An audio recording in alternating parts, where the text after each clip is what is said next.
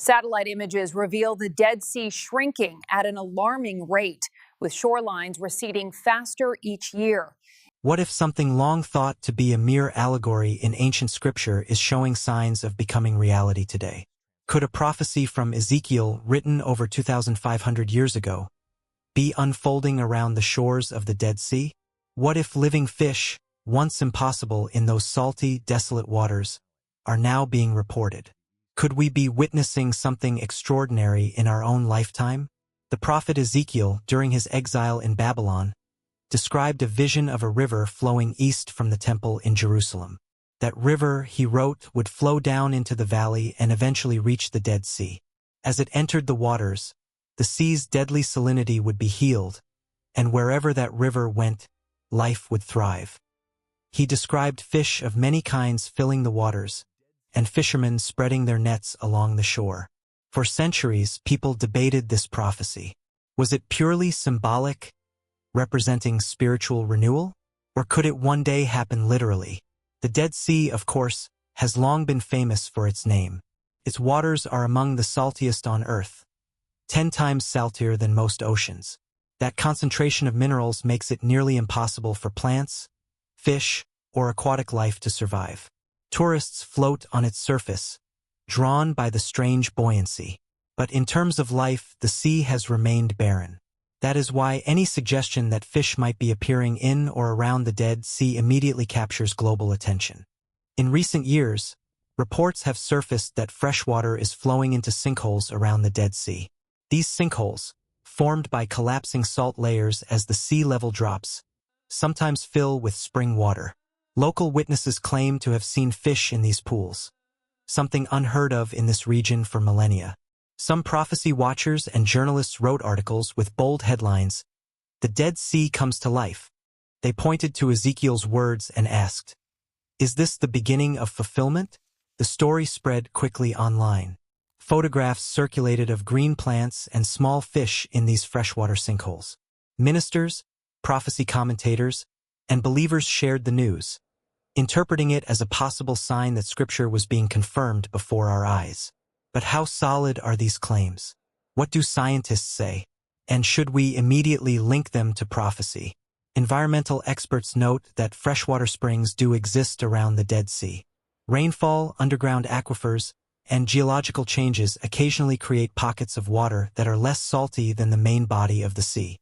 In those places, life could theoretically take hold.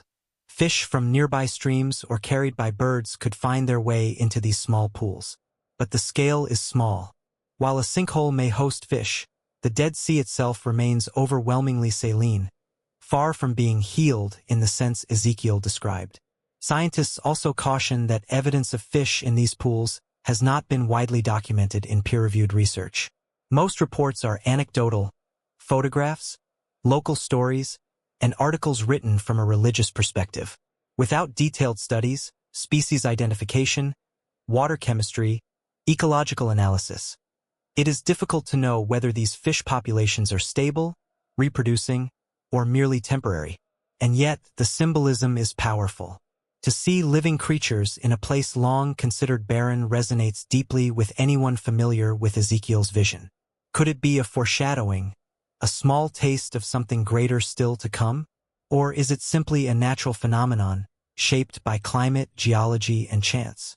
Some religious thinkers suggest that prophecies often have layers of meaning.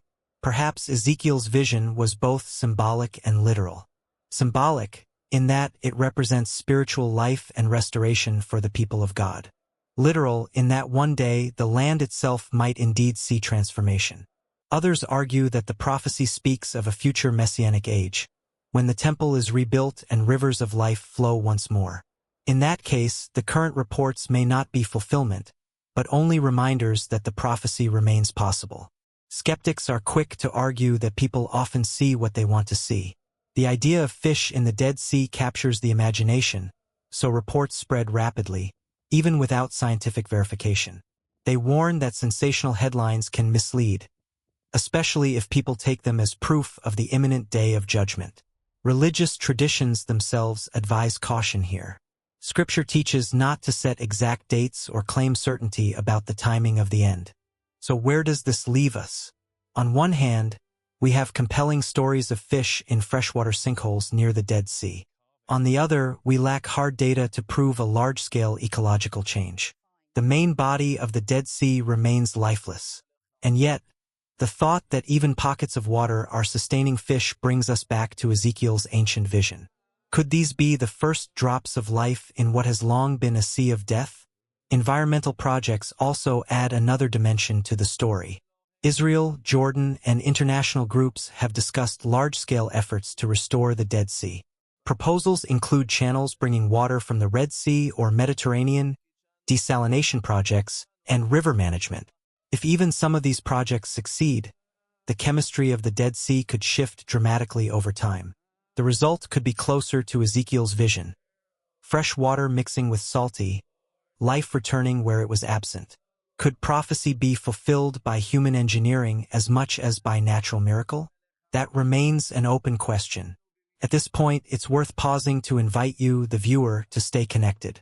If these kinds of explorations, where history, prophecy, and modern science meet, fascinate you, consider subscribing to this channel. That way you won't miss updates as new discoveries and discussions emerge. Many viewers like you are searching for answers, and together we can explore these mysteries thoughtfully, without rushing to conclusions. Returning to the story, there are still key uncertainties. If fish are appearing, what species are they? Are they migrating naturally from nearby freshwater sources? Are they being introduced intentionally or accidentally by humans? Can they thrive in the long term? Or are they only surviving in isolated sinkholes that may eventually dry up? And if fish really are establishing themselves, how does that connect to Ezekiel's prophecy? He described not just a few fish, but an abundance comparable to the fish of the Mediterranean. He described fishermen spreading nets along the shore. That suggests large-scale, thriving life, not small, scattered pools. Does what we see today qualify as a partial fulfillment, a signpost, or just a coincidence? This is where perspective matters. To some believers, even small signs are enough to awaken hope. They see God at work, preparing for greater things to come. To others, the signs are interesting but not yet convincing. They prefer to wait for more concrete evidence before drawing conclusions. Both views can coexist. What unites them is a sense of wonder at the possibility that something ancient might be stirring again in modern times. There's also the broader context. Around the world, many people are watching for signs of prophecy in current events, whether in politics, natural disasters, or environmental change. The story of the Dead Sea is one of many that spark discussion. It reminds us that prophecy often lives at the intersection of faith, history, and the natural world. The Dead Sea itself is changing rapidly. Water levels are dropping each year. Sinkholes appear regularly, some large enough to swallow entire structures. Climate change and water diversion upstream continue to reshape the landscape. These changes bring both challenges and opportunities. They threaten traditional tourism and agriculture, but they also reveal new geological features and perhaps new signs of life. Could the environmental crisis itself play a role in prophecy? Some say yes. They argue that human actions may unintentionally set the stage for fulfillment. By diverting rivers, constructing channels, and managing water, humanity might create the very conditions Ezekiel foresaw. Others say prophecy, if fulfilled, will happen supernaturally, not through human engineering. Both views highlight the uncertainty and the fascination of watching the story unfold. For now, the question remains open. We do not yet see vast schools of fish swimming in the Dead Sea itself. We do not yet see fishermen lining its shores with nets. But we do see something unusual. Freshwater emerging where once there was none, and reports, though unverified, of fish where no one expected them. Is this coincidence? Is it the beginning of something larger? Is it simply a natural cycle? Or is it the hand of God moving in ways we can only glimpse? These are the questions prophecy invites us to ask. What is certain is that the vision of Ezekiel continues to inspire. It speaks of restoration, renewal, and life conquering death. Even if the physical Dead Sea is not yet transformed, the message resonates. What is barren can be healed, what is lifeless can flourish again. That is the hope at the heart of prophecy. As more research is done, as more eyewitness accounts emerge, as environmental projects develop, we may find clearer answers. Until then, we watch, we wait, and we reflect. Thank you for joining this exploration. If you want to follow along with future updates and discoveries, remember to subscribe to this channel. Share your thoughts in the comments below. Do you believe the prophecy is unfolding? Have you heard of similar reports? What do you think about the connection between faith and science in stories like this?